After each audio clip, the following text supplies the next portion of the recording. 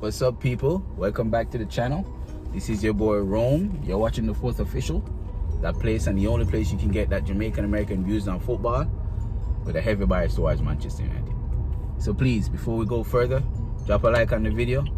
Be sure to subscribe to the channel if you're brand new, and leave your comments at the bottom. Let me know what you guys think. Today's news was so exciting and surprising that I had to do this video while driving home from work, fam. Because I wanted to interact with YouTube and just give my thoughts on what went down today. So without any further ado, referee, blow the whistle. Let's go. Now, unless you've been living under a rock for the last 2, maybe 3 hours, you must have known as football fans, as Reggae Boyz fans, that there is news popping out today that the JFF has in fact reached out to Mason Greenwood's entourage, presenting the possibility that he could play for Jamaica in the upcoming World Cup qualifiers. I don't know about you, but that's very exciting. One, I am happy to see that the JFF is now looking towards younger talents, if that is possible. So maybe Kiddo Hart is next, but the JFF looking towards Mason Greenwood, hoping to convince him of playing for Jamaica is absolutely great. It's a wonderful prospect because we know Mason Greenwood is a generational talent. We know Mason Greenwood is an awesome footballer and he's only 19 and he's only going to get way better. However, just the idea of the JFF pushing to get Mason Greenwood tells me that these guys are thinking about the future, not just necessarily relying on 30-year-olds or the 28s and stuff, but bringing forth the idea of bringing in young prospects that leaves the possibility of Mason Greenwood playing for Jamaica. There's also the possibility of then probably bringing in our right back, Ethan Laird, who is also in the late teens and who's probably willing and able to play for Jamaica as well. And he also is from Manchester United. So I'm looking forward to this. I know you guys might be wondering, but Rome, how is this possible? I mean, Mason Greenwood already played for England. Yes, Mason Greenwood has a cap for England. He played for England senior team against Iceland, and he hasn't played for them since. You guys might also be aware that he was a part of the provisional squad to play in the Euros for England. However, I think he left the camp because of injury, and so Mason Greenwood hasn't played for England since Iceland. Now let me tell you what happened in Iceland. Mason Greenwood and Phil Foden invited 2 Icelandic females to their room, which broke the COVID protocols, and Gareth Southgate sent them back home because of that. Now it's kind of weird with regards to this, because Mason Greenwood got a lot of stick from the English press after Gareth Southgate sent him home. Gareth Southgate kept Mason Greenwood out of the team, recalled Phil Foden after missing 1 game, and Phil Foden has been in the squad ever since. But Mason Greenwood did not get called back into the squad until he actually forced his way back into the squad after having pretty decent form towards the end of the season. So you have to ask yourself, why is Gareth Southgate holding off on playing Mason Greenwood and put him in? And I think this is the reason why Jamaica is now able to reach out to Mason Greenwood and get Mason Greenwood on board. FIFA has gotten smart to these international federations and what they're doing. See, previously, before 2020, you would just, as a national coach, pick a youngster who you know has potential, give him a cap, and then before you know it, he's not able to play for any other country regardless of his parentage, his parents' heritage and such. But now FIFA has changed the rules last year, and so if you're under 21 and you've had less than 3 caps for the country that you know that you're living in or you represent, you are now eligible to play for another country if you qualify by other means, whether your parentage or whatnot. And so Mason Greenwood has Jamaican parents, and he only has 1 cap for England. So Jamaica has it well in its rights to go to Mason and say, hey, can I get you to come play for the country? The same can be said about Ben Godfrey.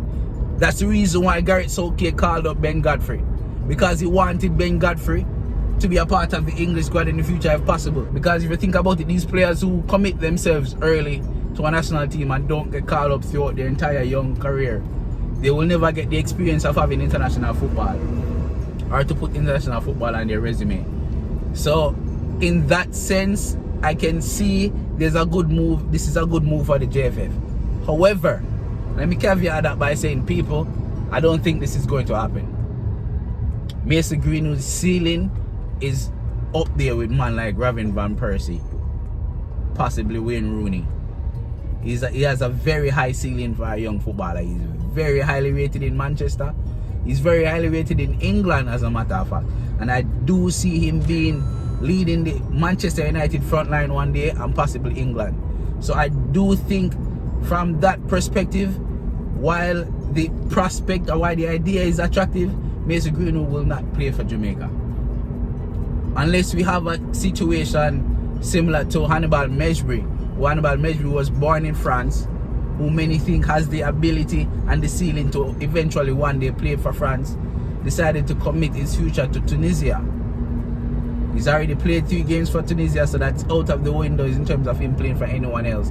But Hannibal Mejbri decided to play for Tunisia because he wanted to live on his parents' dreams of him representing the country where they hailed from. So maybe in the Mason Greenwood household, there's a strong Jamaican heritage, a strong will to live out your heritage as Jamaican, and maybe Mason Greenwood still feels the ties to Jamaica and want to come back and play for Jamaica.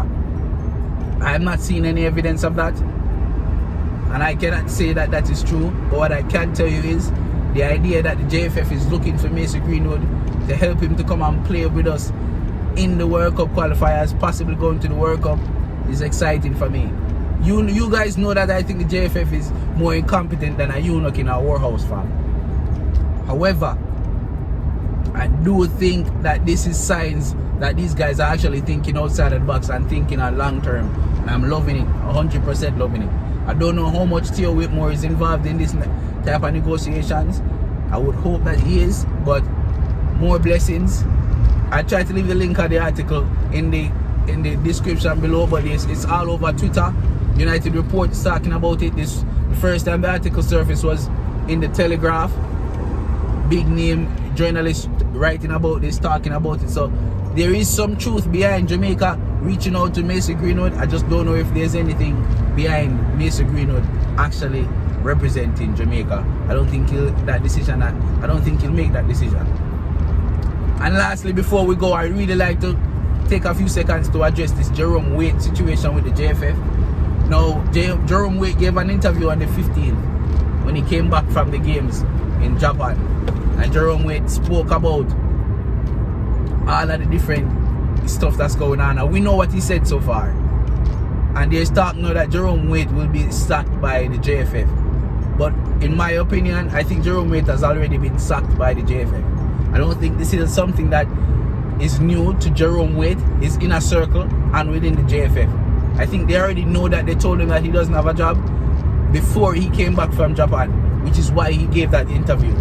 Listen, Jerome Waite is not new to football. He's not new to management. He's not new to doing interviews. He knows things that when you're representing an organization, he knows things that you're supposed to say and not what not to say. And I think that interview that he gave to GPS just tells you all that he knows that he was on his way out, and he just at the point where he didn't give any more fucks. And that's point blank and period. So all this talk about the JFF will sack him, I think he's already sacked. I think he knows that he's out the door, and he's just not holding back anymore. As someone who's representing an organization, he should know what to say or what not to say. This is not his first interview, so I'm pretty sure he knows he's on his way out, so he's gonna just start the things there. Like Tony Mataran. Thank you guys so much for watching. We really appreciate the news. Really appreciate the new subscribers that we got for the last couple of days. Keep sharing. I hope you guys will comment some more in the comment section and let us know what you think. Thank you guys again for watching. This has been the 4th official. Your boy Rome, Manaz.